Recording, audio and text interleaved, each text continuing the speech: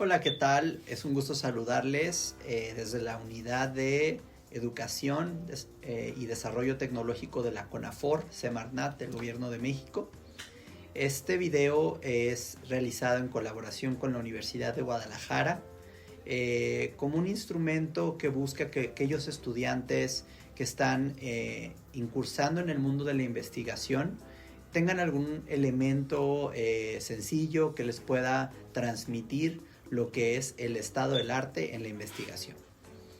Esta conferencia la hemos titulado El estado del arte en investigación, concepto, construcción y aplicación. Aquí le vamos a dar aplicación específicamente en la maestría de salud ambiental, aunque pudiera ser mucho más amplio. Lo hemos hecho así porque es el público al que va dirigido, pero confiamos en que pueda ser un material didáctico para diferentes públicos interesados en investigación.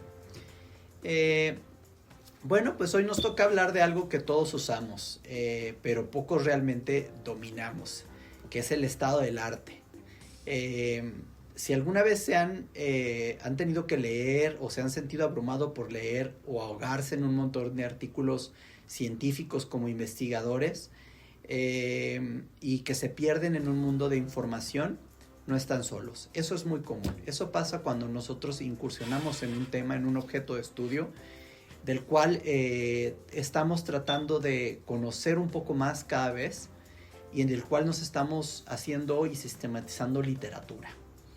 Pero el estado del arte es mucho más que eso. No es solamente juntar, reunir la información, sino es entender el mapa completo del conocimiento. Es entretejer saberes, es poner a dialogar a los autores, es comprender sus perspectivas y balancearlas, y además es empezar a crear una perspectiva y una visión propia de un problema o de un objeto de estudio. ¿Qué es el estado del arte? Bueno, el estado del arte, voy a primero decir lo que no es el estado del arte. El estado del arte no es un resumen, es un análisis crítico del conocimiento existente. Es como llegar a una conversación que lleva años ocurriendo. Hay muchos autores que han trabajado antes que nosotros para llegar al punto de conocimiento en el que nosotros estamos trabajando. Por ejemplo, en el sector forestal al que yo me aboco, pues si yo quisiera hablar de temas como un sistema para la predicción de incendios, pues necesito ir mucho más atrás. Para generar algo valioso y de novedad, necesito entender todo lo que se ha elaborado ya en el presente, en el pasado, en el presente inmediato y en el pasado, para poder conocer qué ya se ha hecho, qué lecciones aprendidas se han tenido y a partir de dónde debo de empezar yo a construir para realmente tener una contribución significativa. Además, necesito entender quién dijo qué ya está resuelto y que sigue en debate, porque ahí es donde está la verdadera pregunta de investigación. ¿Qué sigue en debate? ¿Dónde todavía podemos aportar? Porque contestar preguntas que ya han sido muy estudiadas, pues podemos quedarnos en una contribución poco significativa a la ciencia, y como investigadores queremos, y sobre todo como investigadores en formación, queremos tener una contribución importante mediante nuestro trabajo de tesis. Bueno, una definición operativa del estado del arte podría ser la revisión sistémica y crítica de investigaciones previas. ¿Qué tenemos que identificar en ello? Tendencias, vacíos, controversias y metodologías dominantes. La diferencia muy importante con el marco teórico es que el marco teórico no es el estado del arte. El marco teórico simplemente nos da un bagaje de conceptos que nos ayudan a entender el estado del arte. Por ejemplo, cuando yo hablo de manejo del fuego no necesariamente es el estado del arte, es un concepto y hay que entenderlo para que cuando empezamos a estudiar algo más complejo como un sistema de predicción de incendios forestales, pues pueda yo tener la base conceptual de manejo del fuego, de un incendio forestal, etc. Por su parte, a diferencia de manejo de fuego, el estado del arte es la sistematización y el entendimiento de las investigaciones más recientes y más relevantes. Un ejemplo sencillo dentro de la salud ambiental podría ser dentro de la contaminación del aire. Como ejemplo, El marco teórico tendría, por ejemplo, que darnos definiciones qué son las partículas de materia 2.5, PM 2.5, para entenderlas como un contaminante criterio. Pero el estado del arte nos dirían qué dicen los últimos años sobre las PM 2.5 y enfermedades respiratorias en México. Ya iríamos mucho más a profundidad y mucho más alineado con el objeto de estudio. ¿Para qué sirve realmente el estado del arte? Si lo haces bien, el estado del arte prácticamente te dice qué investigar, porque te dice hasta dónde ha llegado la ciencia. Evita duplicar investigaciones, justifica tu proyecto, es decir, le da valor. Identifica vacíos en el conocimiento donde todavía tenemos que trabajar y define metodologías adecuadas.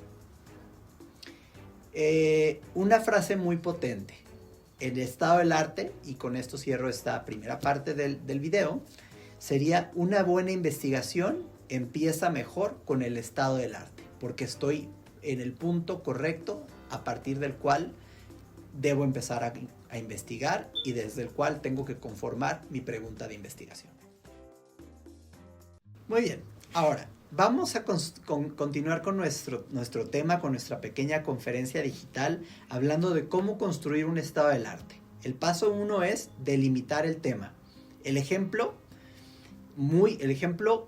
para la delimitación del tema es que muchas veces nos podemos ir con algo muy amplio. Por ejemplo, contaminación, como ejemplo. Si yo digo que voy a hablar de contaminación, esto es muy amplio. Puede ser contaminación en el aire, en el agua, en el suelo, en diferentes espacios, y entonces no defino lo suficiente para delimitar mi estado del arte y delimitar mi tema. También es muy importante que sea adecuado. Por ejemplo, si hablamos del impacto de las PM 2.5 en enfermedades respiratorias en zonas urbanas de México 2015-2025, yo ya tengo un norte mucho más claro de qué tengo que estar buscando dentro de la investigación previa que se ha hecho y que tiene que ver realmente con mi objeto de estudio. El paso número 2 es hacer una búsqueda sistemática. Hay bases de datos recomendadas, bases de datos electrónicas de artículos indexados, que es el lenguaje de la ciencia, y les voy a recomendar 4 formas para aproximarse a la literatura. Una sería la base de datos de Scopus, la segunda la de Web of Science, la tercera la de PubMed, y como un motor de búsqueda, acuérdense que Google también tiene Google Scholar o Google Académico, nada más que hay que tener ahí cuidado, porque las otras 3 todas han sido indexadas, y en Google Académico hay que tener cuidado que la revista o la editorial estén indexadas y que tenga un valor de revisión por pares. Nada más tener esa pequeña acotación.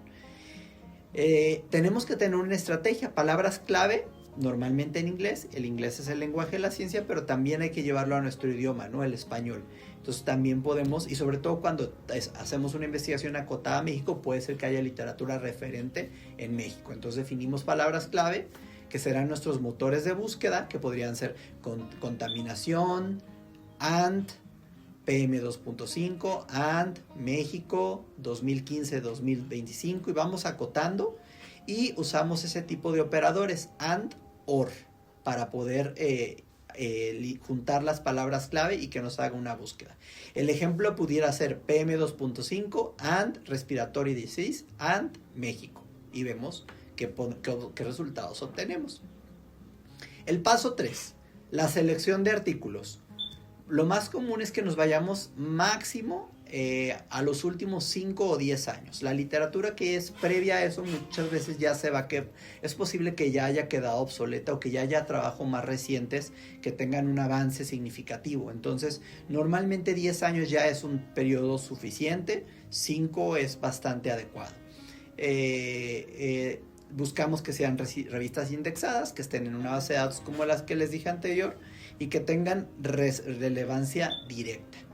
Aquí el punto clave, con todo esto que les acabo de decir, no se trata de cantidad, no se trata de llenarnos de 50 documentos porque creemos que todos son importantes. Se trata de filtrar, se trata de tener calidad y pertinencia a nuestro objeto de estudio. Como paso número 4, la organización. Podemos usar matrices. Por ejemplo, en una base de Excel podemos poner el autor, el año, el método, los hallazgos. Pero además podemos utilizar otro tipo de software para ir sistematizando las referencias o las citas, como son Zotero y Mendeley, por darles algunos ejemplos. El paso 5 sería un análisis crítico. Aquí es donde fallamos mucho y hay que ser muy cuidadosos. No basta con decir X autor dice, hay que ser crítico, hay que ver si realmente ha utilizado un método adecuado, si realmente ha sido un artículo indizado, en qué revista está, digamos también si es un autor que es una referencia real en el tema en el que estoy estudiando. Podemos tener ciertos criterios para utilizar buenos artículos para construir nuestro estado del arte. Hay que responder para eso, coinciden los estudios, se contradicen, qué metodologías usan, qué falta investigar, y esto nos va también aproximando a nuestra propia forma de investigar o de generar nuestro estado del arte. Como punto número 4, la estructura del estado del arte, me gustaría decir que la forma recomendada primero es empezar con una introducción del tema, que es el contexto general. Hablar de qué son las PM2.5, que tienen relación con las enfermedades respiratorias, cuáles son los antecedentes en México, y entonces íbamos entrando a lo que han dicho los autores como una especie de diálogo entre ellos, en donde vamos tratando de sistematizar ideas de aquellos patrones o tendencias que son comunes en unos, de aquellos que son comunes en otros, y tenemos que encontrar similitudes y diferencias para crear una posición propia y también posicionarnos en nuestra propia visión de cómo queremos abordar el tema. Tercero, un análisis crítico, ya lo dije, coincidencias, diferencias, limitaciones, y lo más importante es vacíos en la investigación. ¿Qué no está? ¿Qué yo ubico que todavía no está en la investigación? Y aquí es donde nace tu tesis. Cuando sabes qué no existe, qué no está y qué de verdad hace falta para una contribución relevante, es donde nace tu tesis. Como punto número 5, y acá pues sí por cerrar esta segunda etapa, si lo quisiéramos aterrizar en el caso particular de la maestría en salud ambiental de la Universidad de Guadalajara, la salud ambiental es un campo donde el estado del arte no es solo académico, es socialmente urgente, ¿no? Hay que aterrizarlo y hay que darle un sentido social. También el estado del arte nos ayuda a soportar la necesidad, los datos de enfermedades respiratorias, los datos de padecimientos, de morbilidad, de mortandad, nos ayuda también a generar, y eso es también parte del estado del arte y la justificación de un trabajo. Entonces, algunos ejemplos de tema pudieran ser, que pudiéramos ir delimitando poco a poco, como hemos dicho, la calidad del aire en algún lugar en particular en Guadalajara, en un periodo determinado, la contaminación de agua y enfermedades gastrointestinales, por ejemplo, en Río Santiago, en un tiempo determinado, la exposición a agroquímicos en un cierto territorio, enfermedades relacionadas, cambio climático y salud, cómo afecta a algunas personas el cambio climático con vectores de enfermedades, etc. Entonces, a ese nivel de delimitación del tema tenemos que llegar. Como un ejemplo concreto, diría que la contaminación del aire en la zona metropolitana de Guadalajara, pues su estado del arte podría mostrar cómo ha aumentado las PM2.5 en los últimos años, la relación con el asma infantil, la falta de estudios longitudinales en población local, como una ausencia en la literatura que nosotros podríamos llevar, y no hay suficientes estudios específicos en comunidades vulnerables en Jalisco. A lo mejor esa pudiera ser nuestra premisa y a partir de la cual empezamos con nuestra investigación. Muy bien, pues ahora me gustaría también aterrizarlo un poquito más en la maestría de salud ambiental de la Universidad de Guadalajara. Y en cualquier posgrado. Lo que quiero decir es que en posgrado el estado del arte deja de ser una tarea, no es una simple tarea o una actividad, se vuelve una herramienta estratégica. Si no conocemos lo que se ha hecho, no podemos contribuir. Lo que se espera: rigor metodológico, uso de literatura internacional, y también puede ser interinstitucional. Muchas veces son instituciones de salud, en este caso, por ejemplo, las que nos brindan información muy del contexto y muy del territorio, pero también internacional porque queremos saber qué se ha hecho en otros lugares ante una misma problemática para poder construir un estado del arte muy fuerte. Tenemos que tener capacidad crítica, qué vamos a incluir y qué no, qué pudiéramos poner en tela de juicio y que sea información que pudiera tener ciertas faltas o pudiera tener un sesgo metodológico y por lo tanto no desearíamos incluirlo como parte de nuestro estado del arte. Y es importante también en este tipo de temas trabajar con un enfoque disciplinario, desde la salud, desde el medio ambiente, desde la sociología, etcétera, ¿no? Desde las ciencias de la sostenibilidad. Entonces, no lean por acumular, lean por cuestionar. Entre más leemos, más nos cuestionamos y mejores preguntas hacemos. Y el mejor investigador es el que mejor preguntas hace y con mejor metodología o mejor rigor las contesta. Algunos errores comunes son hacer solo resúmenes, usar fuentes no confiables, no actualizar información, no identificar vacíos o una falta de coherencia, ¿no? El estado del arte no es el inicio de la investigación, es el punto donde realmente empieza a tener sentido. También les quiero decir que el estado del arte no termina al principio de nuestra tesis. Tenemos que tener un estado del arte para construir una pregunta de investigación y un objeto de investigación, pero durante todo nuestro proceso de tesis, incluso cuando estamos escribiendo nuestros resultados y nuestra discusión y conclusiones, tenemos que regresar al estado del arte para ver lo que han dicho y poder discutir nuestros hallazgos en conjunto con lo que otros están diciendo quizá al mismo tiempo o han dicho recientemente. Es importante decir que investigar no es descubrir desde cero, es pararte sobre lo que otros ya hicieron, pero ir más lejos. Esa es la condición y es ahí donde aportamos. Para cerrar esta etapa, me gustaría preguntar, si tuvieran que investigar un problema ambiental en su comunidad, ¿qué creen que todavía no se ha estudiado lo suficiente? Hagan esta pequeña reflexión y continuamos. Muy bien, para entrar a la fase final de esta conferencia, vamos a hacer un mini ejercicio o algo un poquito más didáctico.